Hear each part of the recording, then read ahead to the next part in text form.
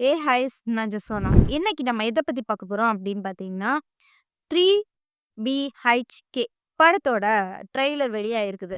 இந்த படத்தோட கதை என்னவா இருக்கும் அப்படின்னு பார்த்தோம்னா, அதாவது இந்த உலகத்துல பொறந்த எல்லாத்துக்குமே வீடு கட்டுறது ஒரு கனவு, லட்சியமா இருக்கும். அதே மாதிரி வீடு இல்லாதவங்க என்ன நினைப்பாங்கன்னா, ஒரு இடம் வாங்கி வீடு போடணும் அப்படின்னு நினைப்பாங்க. வீடு இருக்கிறவங்க என்ன நினைப்பாங்க அப்படின்னு பார்த்தீங்கன்னா, இதோட ஒரு நல்ல வீடு கட்டணும் அப்படின்னு ஆசைப்படுவாங்க. அதுக்காக தான் இந்த படத்த எடுத்திருக்காங்க. இந்த படம் ஒரு சாதாரண ஒரு மனுஷங்க எப்படி கஷ்டப்படுறாங்க, என்னலாம் பண்றாங்க ஒரு வீடு கட்டுறதுக்கு. இந்த படத்தோட முழு கதை என்னவா இருக்கும்? இந்த படத்துல யார் யார் நடிச்சிருக்காங்க? எப்படி நடிச்சிருக்காங்க? இதெல்லாம் பத்தி தான் முழுக்க முழுக்க நம்ம வீடியோல பார்க்க போறோம். இந்த வீடியோக்குள்ள போறதுக்கு முன்னாடி, இந்த வீடியோ பத்தின கருத்து ஏதாவது உங்களுக்கு இருந்துச்சுன்னா கமெண்ட்ல தெரிவிங்க. ஏன்னா உங்களுடைய கமெண்ட்ட பார்த்துட்டு நாங்க நெக்ஸ்ட் வீடியோ பெஸ்ட்டா எடுக்கிறதுக்கு யூஸ்ஃபுல்லா இருக்கும். வாங்க வீடியோக்குள்ள போய் பார்த்து தெரிஞ்சுக்கலாம். முதல்ல கதைக்குள்ள வருவோம். என்ன அப்படின்னு பார்த்தீங்கன்னா, இந்த படத்துல சரத்குமாரோட சின்ன வயசுலயே ஒரு கனவு. என்ன கனவு அப்படின்னு பார்த்தீங்கன்னா, ஒரு வீடு வாங்கணும். வீடு வாங்கி கட்டி வாசுதேவன் அப்படின்னு சொல்லிட்டு ஒரு பேர் போர்டு மாட்டணும் அப்படின்னு சொல்லிட்டு அவருடைய கனவாவே இருக்குது. அதுக்காகவே அவர் நெறைய உழைக்கிறாரு. அதுக்கப்புறம் சித்தார்த்தும் அவங்களுக்கு பையன், பொண்டாட்டி, பிள்ளைங்க எல்லாரும் இருக்காங்க. சித்தார்த்த படிக்க வைக்கிறாரு. அது வீடு கட்டணும்னு ஒரு பக்கம் இருக்க ஆசை இருந்தாலுமே, பையனுக்கு படிக்கிறதுக்கு செலவு அந்த மாதிரிலாம் பண்றாங்க. அதே மாதிரி பையன் என்ன பண்றான், college life, school life, loves எல்லாமே பண்ணி முடிச்சதுக்கு அப்புறம் ஒரு ஸ்டேஜுக்கு வரும்போது, பையனுக்கு ஒரு ஆசை என்னவா இருந்திருக்குன்னா, நம்ம ஒரு வீடு கட்டணும், சொந்தமா ஒரு வீடு கட்டணும். ஏன்னா வாடகை வீட்ல இருக்கிறாங்க சரியா? அப்போ வீடு கட்டணும் அப்படின்னு ஆசைப்படுறான். அப்போ சரத்குமார் அவர் சொல்றாங்க, அப்பா ஸ்தானத்துலருந்து, நான் இந்த மாதிரி ஆசைப்பட்டேன். நம்ம ஒரு வீடு கட்டி சொந்தமா இருக்கணும்னு சொல்லிட்டு பையன்ட்ட விளக்கி சொல்றாங்க. அதே மாதிரி பையன் என்ன பண்றான் அப்படின்னு பார்த்தீங்கன்னா, அவன் ஒரு நார்மலா படிச்ச பையன். சரியா? அப்ப என்ன பண்றான்னா, நம்ம வேலை தேடும். நல்ல வேலை கிடைச்சோன்னா, அப்பாவுக்கு சம்பாதிச்சு வீடு கட்டணும் அப்படின்னு சொல்லிட்டு எல்லா இன்டர்வியூக்கு போறான். போகாத இன்டர்வியூ கிடையாது. ஆனா எல்லாருமே என்ன பண்ணிட்டாங்கன்னா, ரிஜெக்ட் பண்ணிட்டாங்க. வேலை இல்லன்னு சொல்லிட்டாங்க. சரியா?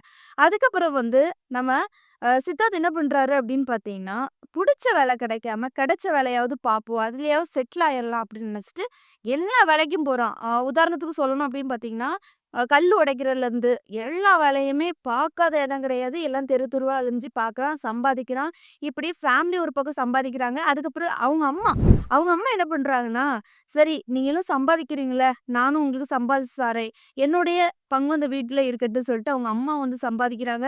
எப்படின்னு பார்த்தீங்கன்னா, வீட்ல இருந்து பாக்கெட்டா ஸ்நாக்ஸு, அப்புறம் முறுக்கு அந்த மாதிரி எல்லாமே பாக்கெட் அடிச்சு கடையில கொண்டு குடுக்குறது எல்லாமே ஓனா செஞ்சு அந்த மாதிரி பண்ணாங்க.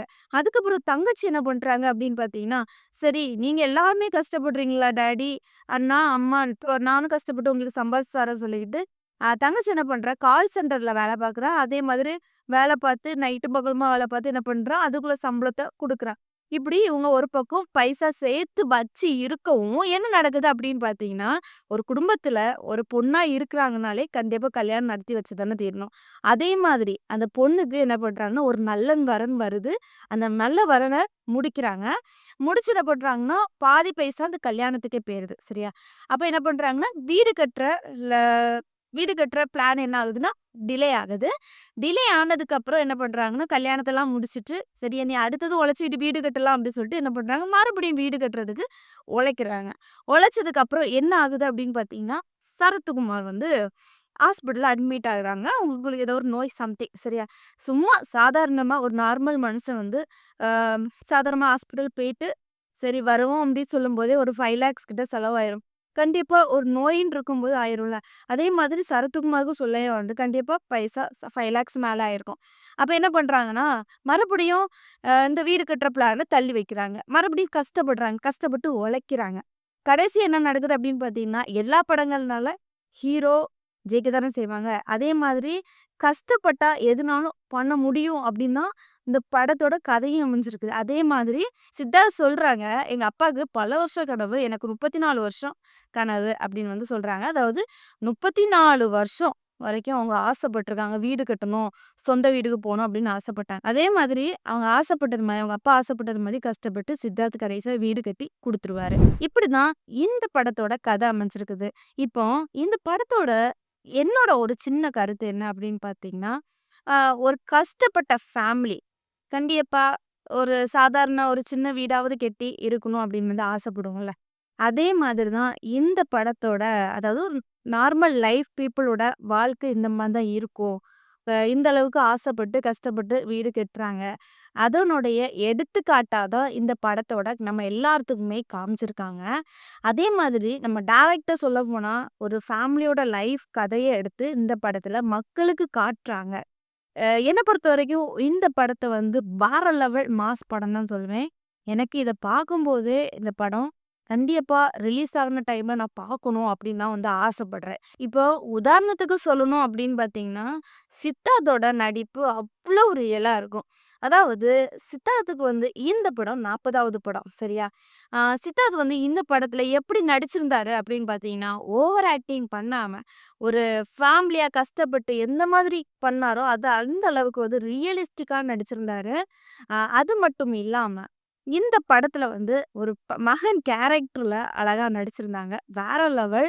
ஒரு சாதாரணமான பீப்பிள் எந்த மாதிரி ஒரு நார்மல் படிக்கிற பையன் எந்த அளவு கஷ்டப்பட்டு முன்னேறுறான், அத வந்து காமிச்சிருந்தாங்க. சில படங்கள்ல ஓவர் ஆக்டிங் வந்து நெறைய நடிகர்கள்லாம் நடிச்சிருப்பாங்க. ஆனா அந்த மாதிரி சித்தார்த் கிடையாது. வேற லெவல்ல சூப்பர் பண்ணிட்டாரு. இந்த படத்துல அப்பா கேரக்டர் யாரு அப்படின்னு பார்த்தீங்கன்னா, சரத்குமார். சரத்குமார் இந்த படத்துக்கு வந்து சூட் ஆகுறது மாதிரி இருந்துச்சு.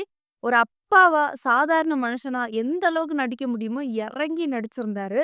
வேற லெவல் ரியலிஸ்டிக்கா இருந்துச்சு. ஆ அதுக்கப்புறம் வந்து எங்க எங்க இருந்து ஏஜ் கூடுனது வரைக்கும் சரத்குமாரா வந்து காமிச்சிருந்தாங்க. வேற லெவல் ஃபென்டாஸ்டிக்ன்னு தான் சொல்லுவேன். அடுத்தது தேவயானி. அம்மா கேரக்டர்ல நடிச்சிருந்தாங்க. ஒரு அம்மாவா இருந்து எந்த அளவுக்கு பையன பார்த்துக்கணும், பிள்ளைங்கள பார்த்துக்கணும், எப்படியெல்லாம் பண்ணணும் அப்படின்னு சொல்லிட்டு ஒரு உதாரணமா அமைஞ்சிருந்துச்சு. அம்மா வந்து நல்ல கஷ்டப்பட்டு ஒரு வீட்டுக்காக எல்லாமே பண்றாங்க. அதுவுமே வந்து ரியலிஸ்டிக்கா இருந்துச்சு. ஓரளவுக்கு வந்து ஆக்டிங் பண்ணது மாதிரி இல்ல. எதுலயுமே நான் சொல்ல மாட்டேன். எல்லாமே பர்ஃபெக்ட்டா இருந்து தான் சொல்வேன். அடுத்ததாட்டு மீதா ரகுநாத் அவங்க வந்து மகள் கேரக்டர்ல நடிச்சாங்க. மகள் கேரக்டர்ல வந்து அதுவுமே ரொம்ப ரியலிஸ்டிக்கா தான் இருந்துச்சு.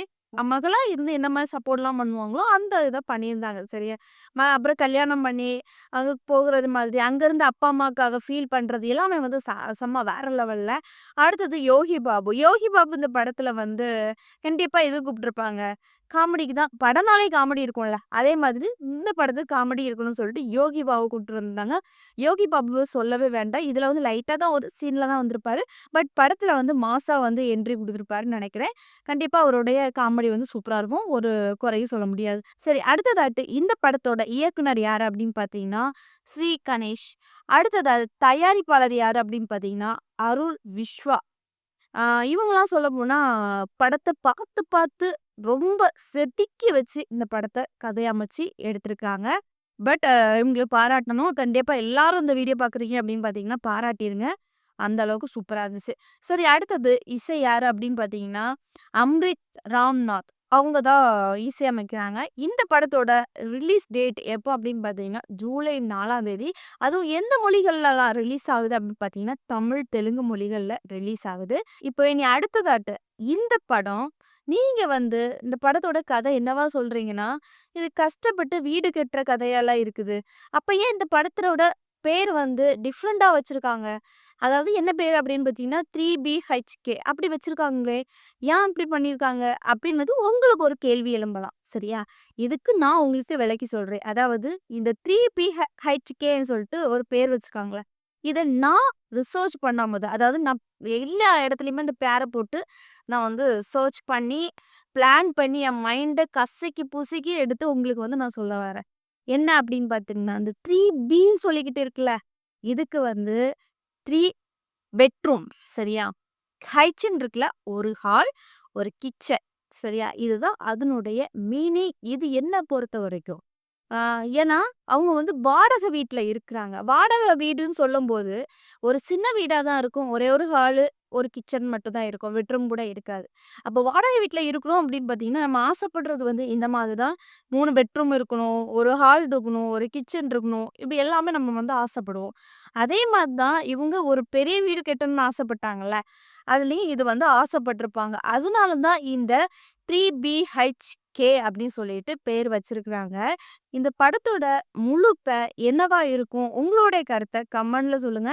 ஏன்னா, இந்த 3BHK படத்தோட பேர் வந்து என்ன பொறுத்தவரைக்கும் இப்படிதான் இருந்துச்சு. உங்களுடைய கருத்த கமெண்ட்ல தெரிவிங்க.